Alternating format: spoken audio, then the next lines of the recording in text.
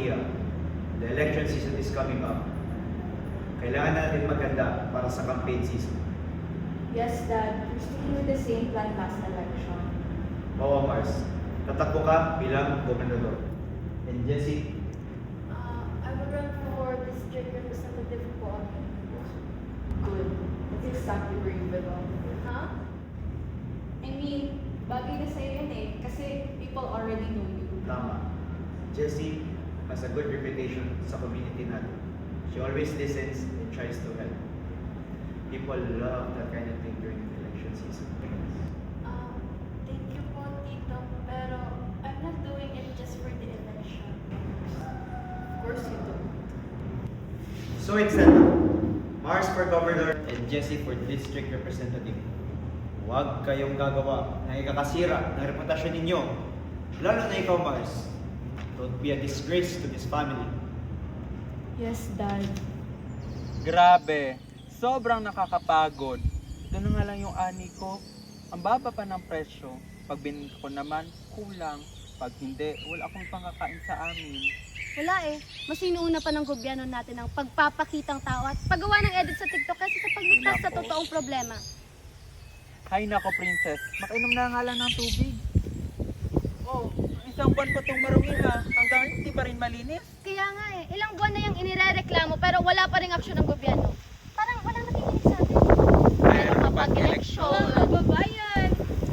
Kamusta naman kayo? Magandang araw po. Ay, wait.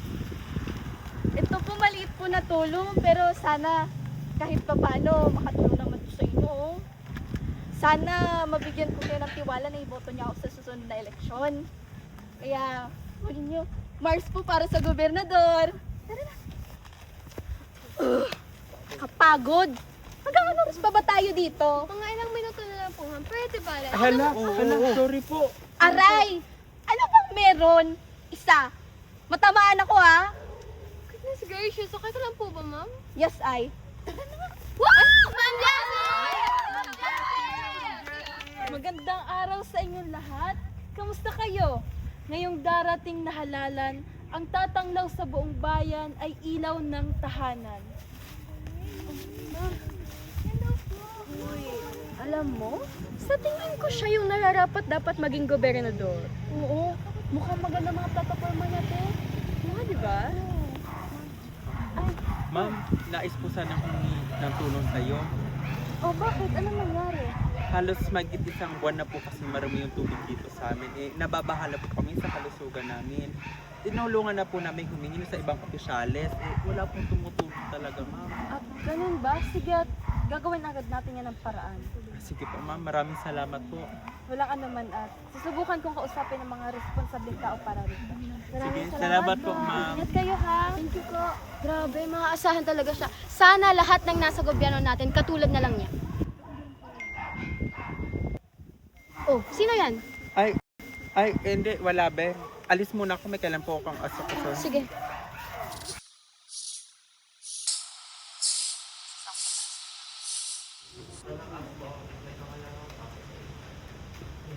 Magandang araw po, ma'am. Bakit niyo po ako pinatawag? Opo. Bakit nga ba? Sa lahat-lahat ng ginawa ko para sa pamilya mo, ano ganun-ganun na lang? Ha? Bakit po? Anong bakit? Ano bang ginawa ng pinsan ko na parang mas sinusuportahan mo pa siya? Ay, hindi naman po sa ganun, ma'am. Humingi lang naman po ako ng tulong kasi matagal na po talaga marumi ang tubig sa amin. Lumalabas tuloy na wala akong kwentang gobernador. Hindi naman po yun, ma'am. Ang gusto kong ipalabas. Pasensya na po. Baka nalilimutan mo na kung hindi dahil sa tulong ko, hindi makakapagtapos ng pag-aaral ng mga kapatid mo. Kaya nga po, ma'am. Utang na loob ko po yun sa inyo. Hindi. Kapalit. Ang kapalit ay kalahati ng lupa. Kapalit. Ha? Kalahati? Ma'am, buong hanap buhay ko na po yun. Aba, problema ko ba yan? Hindi, di ba? Yan ang kapalit ng pagkamping mo sa pinsan ko. Pero po! Wala eh. Ganyan kayong mga inutil, di na lang marunong magpasalamat.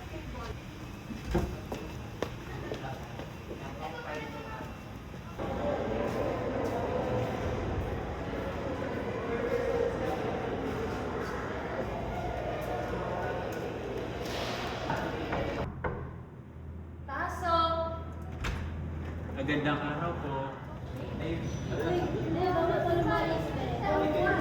Ba't ka naman naman sa opisina ko? Kamusta naman ang tubig sa inyo? Hindi pa rin ba naayos? ay, oo na po ko. Maraming salamat po. Ang bilis nga pong naayos. Kaso nga lang. Ano? Bakit? Anong problema? Si Goff po kasi, pero hindi ko po pwedeng sabihin. Pinsan niyo po kasi siya. Bakit? Ano naman bang ginawa ng pinsan ko na yun? Kung gusto daw po kasing kunin kalahati ng lupa namin kapalit ng pag-aaral ng mga kapatid ko. Hindi naman po yung napag-usapan namin. Kung alam ko lang, di na po sana namin tinanggap. Isa pang rason, ikaw daw po ang sinusuportahan namin. Ha? Ano naman ba ang pinangyari ito? Sige na, kakausapin ko. Ay ko, baka ano pa po ang nangyari? Ito po yung mga papeles. Wag na. Ako nang bahala. Hinihingi ko ang tiwala mo. Hanggat nabubuhay ako, hindi ko hahayaan na inaabuso kayo. At kayo rin, ipaglaban niyo yan. Ipaglaban niyo ang karapatan niyo. Huwag kayong magpapatapak sa mga katulad ng pinsan ko. Huwag kayong basta-basta magpapadala. O siya, sige na. Baka gabihin ka pa. Mag-iingat ka, ah. Ito, pamasahe mo. Ay, Para naku hindi ka po, na wag na maglakad po. ng Nakakahiya naman po. Maliit na bagay, Juan. Sige na, mag-ingat ka. Ako nang bahala sa pinsan ko. Maraming salamat po kung maliit man po itong bagay. Malaking tulong na po ito sa amin.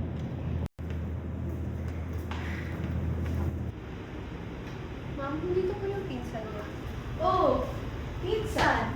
What a pleasant surprise! Ang plastic mo talaga. Pleasant surprise? Whatever. Anyways, ano naman pinunta mo dito? Eh, kung ano naman pinagkakagawa mo eh. Kukunin mo ang lupa ng pamilya ni Juan, kapalit ng pagpapaaral sa mga kapatid niya, at sa pagsuporta sa akin? Eh, anong kalokohan yan? Love, chill ka lang dyan, cuz. Kapalit? Eh, dapat libre natin yun sa kanila eh. At ano naman kung suporta siya sa akin, hindi ka naman kinakalaban. So, alam mo kung ako siya sa'yo. Anyways, it's not my problem. Hindi ka ba natatakot na kalmahin yan? Kung ano-anong pinagagawa mo dahil sa mga kasakiman mo? Well, it's for public use naman eh. At saka, i-expropriate natin. Kaya, it's for the common good. Ano? Ang nalaman na talaga? 8 piso bawat metro kwadrado? Exactly. Kuha-kuha mo. Ano? Sasama ka na? Sayang naman, no? Sayang? Ang nalaman na talaga? At idadamay mo pa ako? Alam mo naman walang kabuhayan yung pamilya at aagawan mo pa. Again, it's not my problem, ha? We'll make it your problem. Dahil kung hindi, ipagkakalat ko lang.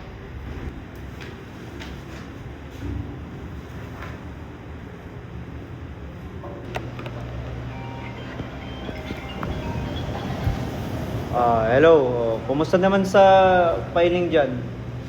Wala pa naman ang naririnig kay... Good morning po, sir. Nag-file na po si Jesse ng candidacy niya. Mabuti naman. Basta siguraduhin yung maayos ang papeles para sa district rep. Yun nga lang po, sir. Hindi po siya nag-district rep. Tatakbo siya bilang gobernador. Ano? Gobernador? District representative lang pinag-usapan namin. Naku. Paano naman si Mars? Ang usapan namin, district rep lang yun. Pero po, sir, ang nakalagay talaga dito. Oh, pa, kamusta naman ang filing? Wala pa ako narinig na balita tungkol kay Jessie. Nag-file na si Jessie. At least, maghihintay na lang. Nak, di siya tatakbo bilang district representative. Tatakbo siya bilang gobernador. Ano? Seryoso ka ba pa? Sabi mo sa distrito lang naman yun eh. Eh ano to? Anak, di ba malinaw naman pinag-usapan natin na sa distrito lang? Nangyayari ba? Sus! Akala niya yata matatalo niya ako sa eleksyon. Akala niya rin nata, napakalinis niya. Patawa ka talaga eh. Ganito na lang. Tawagan ko na lang ulit si Jessie. Tapos, usapan natin to ng maayos. Huwag ka na mag-abala pa. Ako na ba? Ma'am, totoo po bang tumatakbo si Jessie laban sa inyo? Alam mo kasi, sa politika, mas importante kung ano nakikita ng publiko. Hindi ba? Alam mo, may kailangan tayong gawin kay Jessie. Ano po yun? Alam mo kasi kung gaano kadaling siraan ang isang tao sa social media. Diyos ko, isang kwento mo lang, sira na lahat ng pinaghirapan nila. Alam mo na ang dapat ko. Ano po ba? Breaking news! Lumabas sa investigasyon ng mga otoridad ang mga account na nagkalat ng maling impormasyon laban kay Jessie, konektado sa ilang miyembro ng kampo ni Corpus. Rico reported. Ano? Hindi. Hindi to pwede mangyari. Hindi to pwede mangyari. Cassie? Cassie? Ma'am? Alam mo ang pinakamalaking pagkakamali ng ginawa ng mga kalaban ko? Ay yung kalabanin ako. Ito ha, bilhin mo lahat ng botong kaya natin bilhin, ha? Po? At tong pinsan ko na yan, oras niya na talagang makilala kung sino ang may kapal. Ma'am? Humanap ka ng sangiseryong ba? Alam mo na ang dapat gawin, ha? Opo, ma'am. Ano po bahala? Kapag buhay pa si Jessie sa araw ng eleksyon, ako ang mawawala ng pwesto. At hindi maaari mangyari yun. Nakumpirma ng mga otoridad ang pagkamatay ni Governor Adeline Jessie matapos ang isang insidenteng naganap gabi. Patuloy pa rin ang investigasyon sa motibo at pagkakakilala ng salarin. Diyos ko. Totoo ba to? Paano ang bayan? Si Juan! Ate, ayos ka lang ba? Ano nangyayari? Kumalma ka lang. Hindi pwede. Paano nangyari to? Wala siyang ginawang masama sa mga tao. Oo nga eh. Nakakapanghina. Ang dami niya pa sanang matutulungan. Kasi kayang salarin, napakawalang puso. Ay naku, siguro yung mga kalaban niya sa politika. Inggit kasi. Kailangan natin pumunta doon, Marie. Tara na. Ma'am, hindi naman po ako. Isara mo yung pinto at umupo ka. Bakit po? Sumakses ang plano natin. Tuloy-tuloy na yan hanggat makabalik tayo sa dating posisyon. Bago mas magabalik ko lang kwento natin sa iyo. Ako, ma'am, pero paano ito? Ano yun? Dapat, may tagas na nasisi. Paano makontento na umasa at di mo i-mention na nangyari? Oo nga. At alam ko kung sino ang sasabihin sa iyo. Sino po? Si Juan at ang kanyang pamilya. Tama! At maaari mo rin makuha ang lupang matagal mo na gusto makuha. Sabihin na lang natin na kapalit ito sa pagpatay ni Jessie. Exactly. Kasi kasuhin mo na yung mga dokumento at ibigay sa iyo mag-iimbestiga. At kung hindi tanggapin, Suhulan! Ano po, got it. Ako po bahala. Ate, may tao. Pabukas nga ng pinto. Ano to? Anong kailangan ninyo? Sino po sa inyo sila Princess at Juan Batumbakal? Ako ho. Pero wala si Juan. Bakit? Princess Batumbakal, ikaw ay naaresto sa salang pagpatay kay Congresswoman Jessie. Ikaw ay may karapatang manahimik. Ikaw ay may karapatang kumuha ng isang may kakayahan at malayang abogado na iyong pinipili. Kung hindi mo kayang bayaran ng serbisyo ng isang abogado, ang pamahalaan ay magbibigay ng isa para sa iyo. Ha? Hindi yan totoo! Wala akong ginawang masama! Hoy! Hoy! Bitawan niya ang ate ko! Inosente siyang tao! Saan niya siya dadalhin? Ang taong sinasabi mong walang kasalanan at ang pinsan niyong si Juan ay ang nakakalaang pumatay kay Congresswoman Jessie. Kaya't nararapat na sila i-arestuhin upang makamit ang hustisya. Hoy! Ano bang nangyayari? Tigilan niyo nga kami! Wala rin ginawang masama si Juan. Tignan niyo. Inaabuso niyo mga inapi at mas inaapi. Ganyan ba dapat ang mga pulis? Inaapi ang mga inosente? Ganyan ba dapat ang pagtrato sa mga walang kasalanan? Huwag niyo na po kaming pahirapan. Ginagawa lang namin ang aming trabaho. Trabaho ba yan na binayaran lang kayo ni Gov? Asan ang ebidensya niyo? Hoy! Bitawan niyo ako! Wala akong ginawang masama! Pahirapan. Bitawan niyo ako! Gov, nahuli na ho si Princess. Pero si Juan ay nawawala pa. Ako sige. Balik ka na dito sa opisina at baka may makakita pa sa'yo dyan.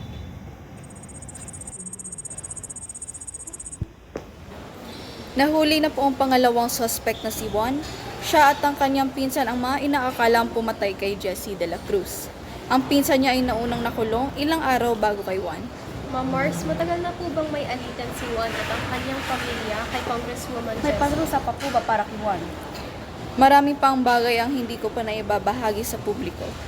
Kahit gustuin kong malaman at may labas ang mga bagay na ito, kahit ako ay wala pa ring alam.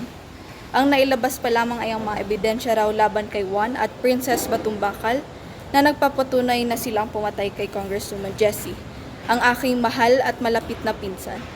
Bilang karagdagang parusa, sinamsam ang mga lupa ng pamilya ni Juan at ipapamigay sa pamilya ni Congresswoman Jessie bilang maliit na pampalubag-loob.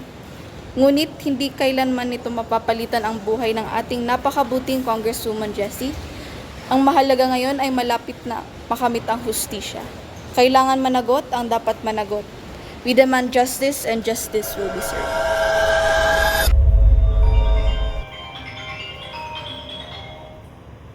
Oh, Gov, napatawag ka po.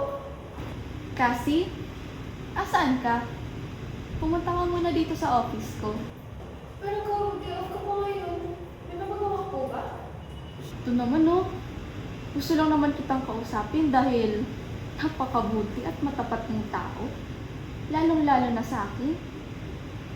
Ang mga katulad mo ay dapat pinibigyan kung anong nararapat na gusto nila. Gov, grabe ka naman mga bola. Sige po, ang dami na po ako. Mag-ingat ka ha. Hindi na po ako. Perfect timing, class. Paano ko ibigay ang credits? Tanong ko lang, baka naman may gusto ka, oh. Sabihin mo. Wala naman po. Sana po ako nadilikod sa inyo. Sus, talaga? Sige na, baka may gusto ka, oh. Wala naman po talaga. Nais ko lang po maging kagaya. Maganda, mabuti, magaling. Sige na nga. Sisipin mo naman sinasabi ko ano gusto mo. Hindi na lang nababasa mo ano sa isip mo. Teka lang ha. Sagutin ko lang to. Kung makabigay ko na lang yung premyo ko para mabuksan na sa bahay ng kakawin ko.